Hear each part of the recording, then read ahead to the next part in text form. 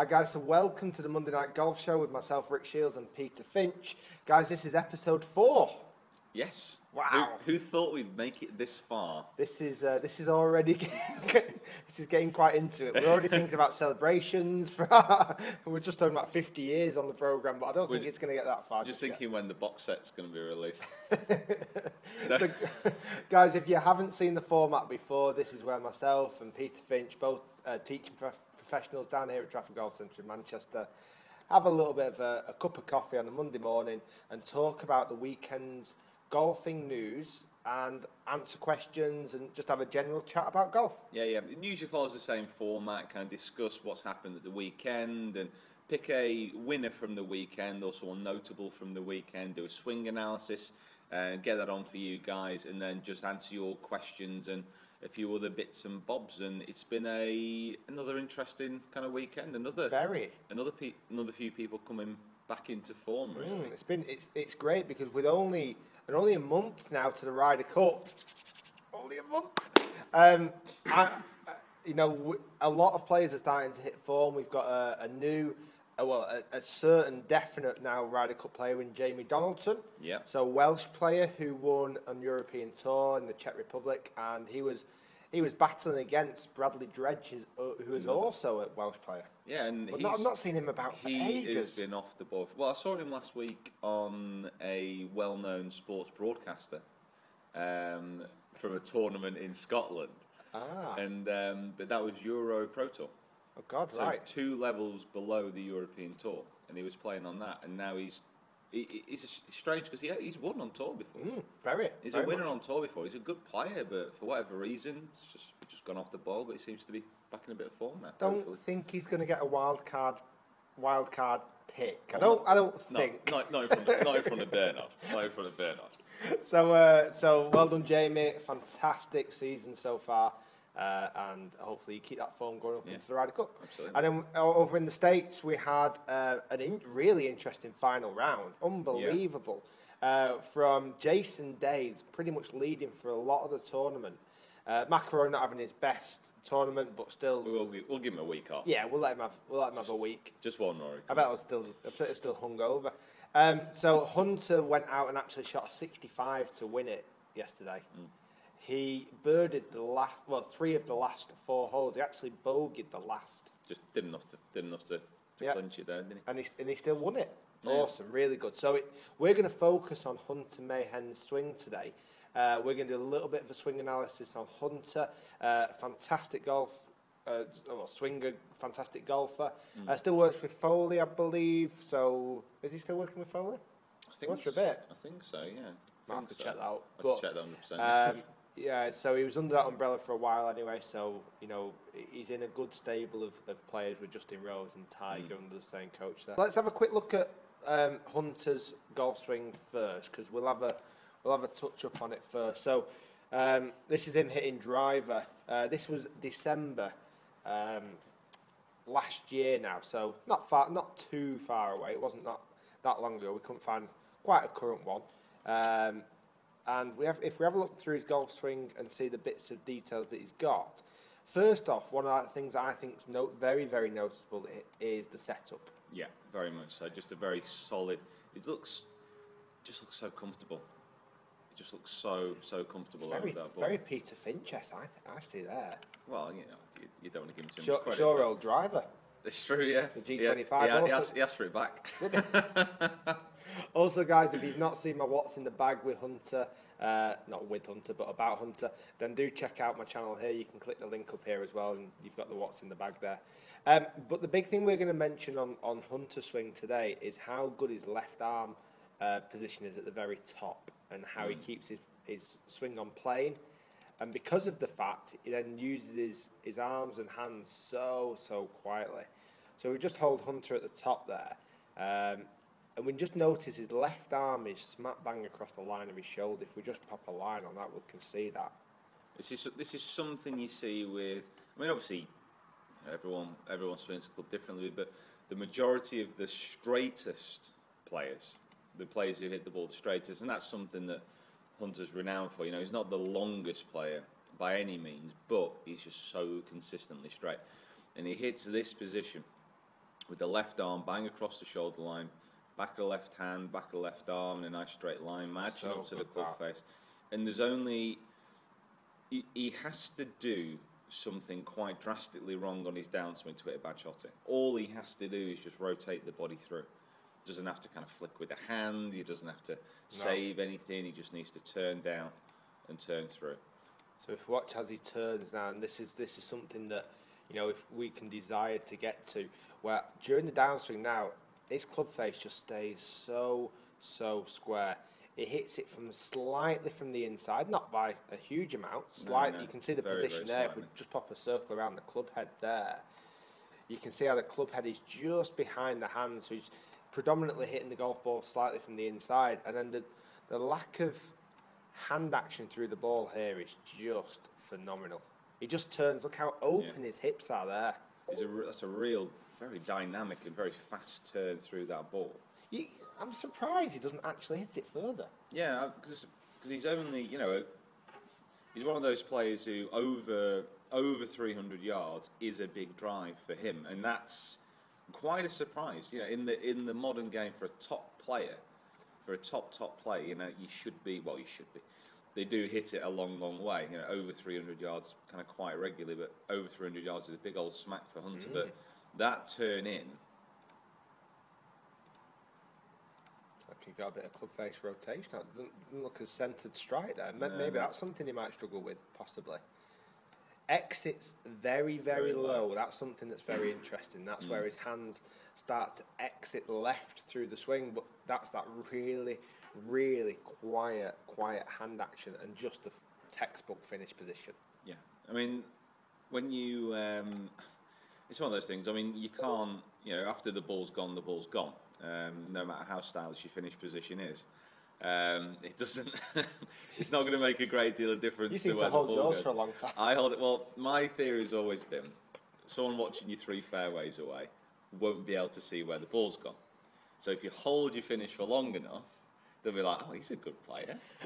He's a very good player." This is why you're all confused with Pete's swing. He just holds his finish. That's all he does. So what we're going to touch on now is we're going to jump on the mat and get hitting some golf shots. Like I say, Hunter's using a G25 at the moment, G25 driver, S55 irons, but like I say, you can check out the What's in the Bag video.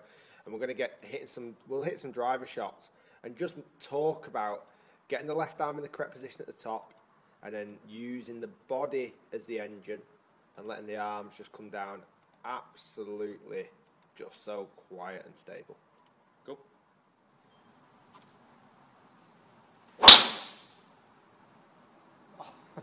Muller in it. Absolutely monstrous. Monday morning, smashing it out the range. Great shot.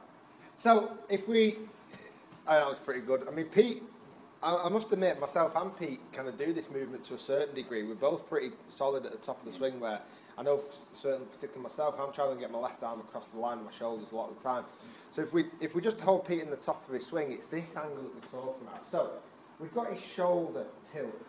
So from his right shoulder to his left shoulder, there's always going to be a little bit of a tilt, which is great. That's something that you want. That comes from the natural posture of your golf swing anyway. From that point then, our aim is to try and get the left arm to marry up to that same angle of the shoulders. Now you've got a couple of options. You've got a couple of alternatives here. If the left arm goes too upright, that's what we class as being the left arm being too upright or too steep. And when the left arm goes lower than the shoulder line, that would be too flat or too shallow or too behind us, too inside. So we see a lot of different players get into different positions at the top of the backswing. But the one that's going to be the most consistent is where the left arm marries up to your shoulder line, like what we see Pete doing there and what we see Hunter doing. Yeah, you've usually got kind of two real kind of things for me. If he does go too upright with the left arm, you'll tend to come down and across. If you come too flat, you'll tend to come more from the inside. Yeah. Generally kind of speaking. With what Rick's actually said there about your shoulder tilt and the shoulder axis is quite important, because you can get that left arm bang across the shoulder line, but if you lose your posture, suddenly that left arm is going to be coming a lot lower and it's going to turn into a flat swing, depending on where your actual spine angle is. So it is important to keep in that posture. A great little drill on that is certainly shoulder tilt, and this is something you can practice without even hitting any golf balls. Pete, if you want to just take the club across your shoulders with the grip end of the side of the ball, that way, take your posture, and the idea would be to turn the grip end of the golf club down towards the ball. So as Pete turns, he's turning the grip end of the club down towards the ball. If his shoulder plane axis is tilted, the club would do that too much, and that's going to affect where his left arm sits. So if you get into your posture one more time there, Pete, just start from the beginning again. So as he swings it again, that left arm, that left shoulder is starting to rotate downwards, like what we saw with the club. Okay? And then the left arm can stay in line. And that is something that is really, really key, something that gets overlooked so massively. We talk about what the club position is all the time, but we almost forget what our body is doing. You know, posture is important, it is key. If you don't get into quite the right posture, if you don't get into a dynamic, strong posture like we see Hunter get into, that movement isn't as easy. No, if you've got a bit of a hunchback, you try and turn your left shoulder down and it hurts your side. So guys, if you're trying that and you think, well actually that feels a bit painful, do check your posture. Use mirrors, check a posture video. Pete's done some great posture videos in the past. Go and check those out on his channel, because you can see how you can move your body so much more effectively if you're in the right setup position. Absolutely. I always think of it with the posture as more, the grips, normally your first port of call, obviously your grips in anything which controls the club face. Well, it's your only point of contact with the club, hopefully. Yeah. But the posture, it's the foundation, it's the structure which everything else is built around. So you need to start with that. If your posture's weak, if it's not quite right, the swing will suffer as a result. So always start there. And just from a health and safety standpoint, you know, injuries and stuff come from bad posture massively, so much. Absolutely. So one more thing that we noticed from Hunter was the lack of hand action through the ball. So Hunter doesn't roll the golf club or shut the face. So the movement through the ball was very, very, very quiet, and he would just turn his hips, and the club would literally come through, and it exited super, super low. But that's his hands just not doing anything. They're not turning over, trying to rescue a golf club. Because Hunter comes down so on plane, he doesn't have to do that at all. He just powers it just with the bigger muscles, and he just lets the club just slot into impact. He doesn't have to roll, he doesn't have to rotate. He can just turn and have that low exit. That's something that I'd love to have, actually. You and me alike. You know, I'm very handsy. I'm very, well, not handsy, but almost slight recovery mode. I'm in sometimes. Low exit. You exited low. Yeah, that's what I was trying. A bit toey. It's tricky to do that, actually. Yeah, it is. Low. Also, we've got brand new golf balls down here at Trafford Golf Centre. Oh yes, nice. Indeed. They are very nice and shiny. Nice. So we use a two-piece golf ball down here. We swap them. This is the first time we've swapped them twice in a year. So we're looking after our guys down here. Absolutely. They're nice. Really nice. They are good. Right, so first shot of the day. Left arm across the chest, across the shoulders. I think we should play golf on Monday mornings, I think. Okay, done. Watch out for the next course log. It's going to be on a Monday morning. Going to be 18 under, it looks like. I like that a lot. So I felt the top of the backswing was normal, but I used my hands left and my exited lower, which will actually get my club a little bit more on plane on the way down anyway.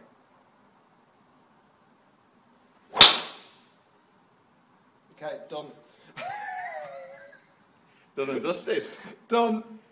Right, so question time. We've had we didn't quite put the question out as early as we did last time. Unfortunately, we got a bit busy teaching yesterday. So we find a question out this morning, and we've had a few interesting. But for next time, always use if you're on Twitter, if you're on kind of Facebook, go to our channels, links, everything. Just go to them. But use the hashtag Monday Night Golf Show throughout the week if a question comes up that you want answering, and we'll get to it. We'll get to it. No issues. Absolutely. Right. We've got some very interesting ones. Very interesting ones. Let's start off with a sensible one first. So this is from Stephen Hutchkins, who says, hashtag Monday Night Golf Show, what's your favourite part of your game, strongest part, and need to work on the most? Interesting question. Do you want to? What's your favourite part of the game? I love driving the golf ball. I do. I absolutely love it. I'm not saying it's my best bit of my game, but I just love actually the feeling of it, the satisfaction you get from it, the challenge, the precision. I just love that section of the game. I probably work on that bit the most. The weakest part of my game, I would, without question, still say my putting. My putting's not great, and it's the bit that I enjoy the least. I'll be honest with you. So I probably practice that the least, and I should practice more. So as a own admission, my strongest part of my game is the bit that I probably practice the most. My weakest part of the game is the bit that I practice the least. Simple as that. And that's a guy I love working on kind of my full swing. My favourite part of the game, kind of when I had time to kind of practice, was within kind of 50 yards or so, just because of the amount of variation and the different types of shot you can play. It's one of the most interesting parts of the game as far as I'm concerned. But I do love smashing a 1-iron off the tee as well. So, So next question from Rick Cash or Cashy. Did you guys want to play on the tour, or was it always about teaching? # Monday Night Golf Show. Pete, I'll let you go first on that because I've got my opinions on that one. Tricky one, really. I always went into it wanting to play. My idea of it was play and practice as much as you can when you're a junior, see what happens. Played when I was an assistant quite a bit. It was okay, nothing amazing, but I get equal enjoyment from kind of coaching, from doing this stuff online, and from playing as well. So it doesn't really matter to me what I do in golf. I've no aspirations to. I've no real aspirations to play on tour or anything. I enjoy playing, really. Absolutely. I enjoy playing and playing well, but yeah, I love coaching as well. So I'm a happy bunny either way, to be honest. I picked the game when I was about 10 or 11. It's all I wanted to do. I wanted to play golf. I wanted to play golf for a living. Soon realised I wasn't good enough, and I would absolutely say that's the best thing that ever happened to me. I realised that I just wasn't good enough, and it really gave me that direction to think, well, okay, well, if playing's not the way, I still want to be involved in golf every single day. I'm so fortunate that I am. I put a tweet out yesterday just saying how much I do love my job, and not a lot of people can say that.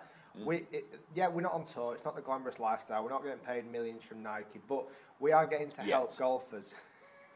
We have the ability to help golfers every single day. Yeah. And honestly, I would prefer, and I'm genuinely being honest, I would prefer seeing a golfer who I coach hit a better golf ball than me, or to hit a better golf ball than they've ever hit. I get more enjoyment out of that these days. I love it. It's one of the best things in lessons. I mean, normally, depending on kind of what me and the lesson worker in what we work on during the lesson, at the end, we always kind of normally have a bit of a game or a kind of a competition based around what we've been working on. Yeah. And I always kind of tend to give him double the balls, because what he's been working on is obviously going to be new. And if he beats me, it's awesome. It's brilliant. I love it. I absolutely love it. It's one of the best things ever. So yeah. I think every coach, every golf coach would be lying if they said they didn't want to be on tour when they were younger. But soon you realise, and we every day get up to a job that we love. We get to put our golf shoes on every day. We get to hit golf balls to a certain degree pretty much every day. We're involved in golf every day. We get to do this fantastic YouTube, which we love doing, and we love the golf side of that. So absolutely, as close to being on tour, we are in. You know, if you want to be a Formula One driver, you're the guy driving the safety car. So we're doing all right in life. I feel on that front. We'll go one more serious one, then we'll do some daft ones.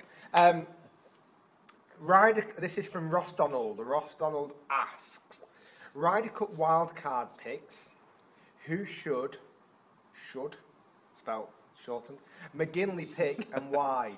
#hot topics, needed a # Monday Night Golf Show. But Ryder Cup wildcard picks, who should McGinley pick and why? Are they not kind of picking themselves a little bit? It's getting close now where the actual, the Ryder Cup is like, say, only 4 weeks away. You've got to be picking players who are absolutely on their form. We had the discussion last week about Bernard Gallagher. Bernard Gallagher. Who am I on about? Langer. Bernard Gallagher, if you're watching this, if you fancy trying to get in the Ryder Cup, I'm not sure what your short game's like at the moment, but hey, put the work in. You never know. You never know. There's always hope in this game. Mr. Langer, sorry, we've counted you out. We have counted you out with now. your multiple wins this year. Yeah, sorry, Mr. Langer. Apologise. Mr. Langer, I'm very, very surprised if he doesn't get picked. I really would be. And then you've got your guys like Ian Poulter. Well, He's not certain yet, is he? See, the thing is, this is probably the best thing from the European kind of standpoint, because we've just pulled up kind of the lists of the people who are in and the people who are on the kind of peripheries of the team, so to speak. There's just so many good players here. So many good players. There is so many. You know, people that just don't automatically kind of spring to mind. Like even Luke Donald. Yeah, Luke exactly. Donald's not been picked. Graham McDowell, I know he's just moving management company at the moment, so his head might not be in the right I think frame he of mind at the might moment. just be sneaking in, I think. Do you reckon? I think so. Oh, yeah, of course he is, yeah. Sorry, I was looking on the other side. Like Jamie Donaldson, great season. He's in automatically. Amazing. Then you've got, obviously, the Keimers in there. Bjorn's in there, which is great. I mean, because Bjorn wasn't he recently been vice-captain, wasn't he? Vice-captain at Celtic Manor. Yeah. So, he's gone from being vice-captain to actually playing back in the team. So there's still hope for Gallagher. Right, this is a very interesting one. From Ben Anderson. It was obviously just coming from a heavy night out when he asked this question. What club would you use if you had to hunt for your food with it? Okay. Standard question. Brand, model, everything. I'm just kind of worrying that like Ben's living in the wilderness somewhere, and he's just out on a hunting trip for the day. And he's like, you know what? I'm not going to use my rifle today. I am going to take a golf club. I'm going to stalk down some deer. Yeah, as long as I don't get involved in any bears. Right. So my pick, obviously putter the saber tooth. So I've popped a picture on screen for you there. That's got to protect me a little bit. I might get an extra long shaft in it. So I might put the long tom shaft in the saber tooth. I think that's fine. You can fish with it. You could potentially climb trees with it. It can defend you. It can help you build stuff. Wow, It's impressive. I'm impressed by the level of thought and it's got a flat bit. dedication you put into Don't this. quite know what the flat bit's for, but Stand on its own. yeah. You can rest it up against something. Wow, amazing. I would go for one of the old Ben Hogan Apex forged irons that are like that thin, like a 3-iron or a 2-iron in it. I reckon I could sharpen that up to samurai sword sharpness in about 5 seconds. Yeah. It wouldn't take a lot. Not at all. You could probably do it with sandpaper. So, yeah, I think that's a good choice as well. So if me and Pete ever get dropped off in the wilderness, hopefully we should be able to defend ourselves. If the Discovery Channel want to do a feature with me and Rick, leaving us in the wilderness with Bear Grylls, I think we should be all right. I think we should be fine. Right, so guys, that was most of the questions from today. Like I say, we left it a bit late, but if you have any questions for next week's show, that's if I'm here, because I'm still waiting on baby at the moment. So my lovely wife Claire, now we're a few days over, but that's the norm. So we're still waiting on little junior Shiels. So we'll see what happens. If I'm not here next week, Pete will broadcast. You might have to invite a guest. a guest to the channel. I think so. Guest to the channel. I think you could substitute me. It won't take much. Any comments who I should invite? Keep it realistic. The chances of getting Rory on are probably low. We had a falling out. I think the same chance of getting Rory would be the same chance of getting a fellow YouTube golf instructor on. I think there's about the same odds of getting that on. I'd say they're both unreachable. Yeah. So, comment down below, who would you like to see in my chair next week if I'm not here, or not next week, the week I'm off, who would you like to see replace me? Do, like I say, be realistic. So, other news, we've got loads of stuff going on. We've got some questions for you. So we've got a couple of questions that we would like to ask to you guys. Kind of things that have come out this morning. We were starting looking at the FedEx standing and talking about the money. Yeah, it's kind of linked into a bit of a long. It was a question which was posed kind of last week, which was quite a serious one, and we kind of had a chuckle about it to begin with, like, oh, that's a bit serious. But it was about the general. There's been quite a few things coming out at the moment about participation levels and general kind of the population of golfers across the world is dipping. It's a game in decline now. How much in decline it is up for debate. Some people are getting very kind of hysterical about it. Others are like, it's just one of those things. But we'd like to kind of ask you, and we might do a bit of a longer segment on this kind of next time, about why the game could be declining.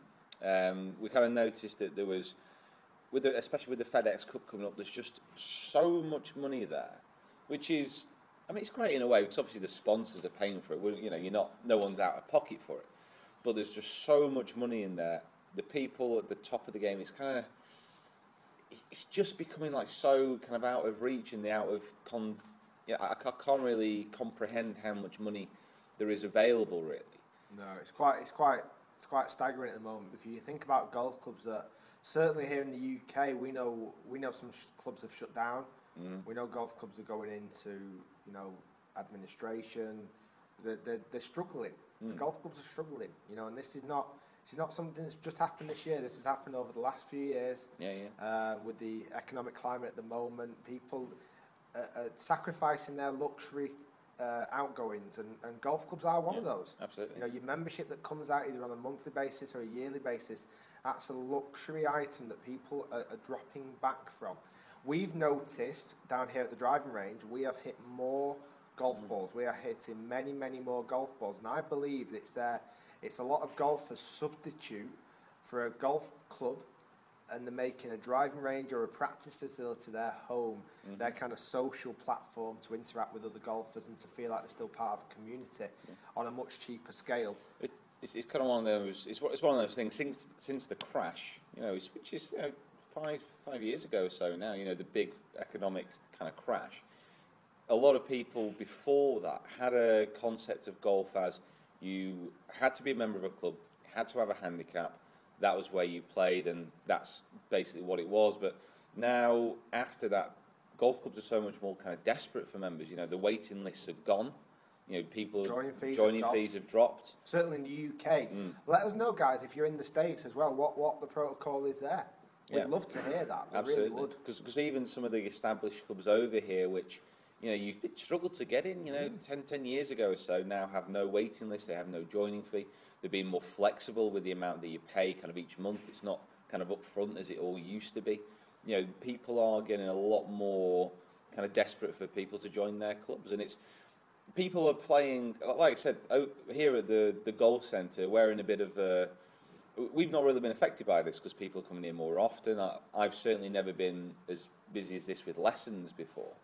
So it's one of those things maybe where kind of in a bit of a bubble and we're a bit sheltered from it here. Well, we got asked the question. I'll be honest with you. We kind of brushed it off because we didn't see a demise. We don't see a demise in it. We don't. And like I said, I don't know if that's because like we're in this kind of bubble where we're both growing as golf coaches. We're both building teaching diaries, very busy teaching diaries. We're at a centre that's very, very busy. But we don't know what it's going to be like in the real world. If you're a secretary of the golf club, you wouldn't agree with that possibly. If you're the treasurer of the golf club, you might go, hold on, I think you've got it completely wrong. So please do, if you do know ways of being able to encourage golfers, and we're doing our bit, we want to try and encourage the game. We want to grow the game as big and as bold as we can. We want everybody in the world to play golf or to at least have access to it. So guys, if you've got some really good ideas, please do jot them down, and hopefully we can start a conversation of how we can kind of divide the money up a little bit, because the top guys are just making so much money and the bottom guys are not making anything, which is a shame. One more question. This is just a fun one, really fun one. Who do you think will be winning the most majors? So who will have won the most majors by the year 2040? So it's a big advancement in years. It's a big advancement. That's a big advancement. So I wanted to see who do you reckon would have won? Will it be someone that we know now? So I mean, could it still be Nicklaus? It could still be Jack Nicklaus, without question. Could McIlroy do it? Could Tiger come back and do it? Will there be some new blood? Will there be some new phenomenal players coming through the ranks that we don't even know about just yet? What's your thoughts on it? So 2040, who will actually be leading the most majors by that point? Let us know.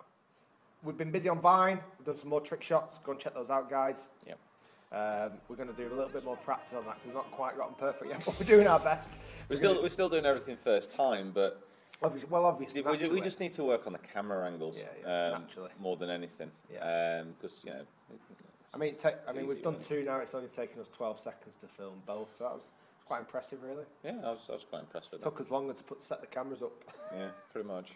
So let us know if you've been enjoying those, guys, and do follow us on Vine as well. It's a new platform where you can watch 6-second videos, and it's really, really interesting. Guys, do subscribe to us both on YouTube. Again, do that. Check us out on Facebook and Twitter, guys, down using the links below.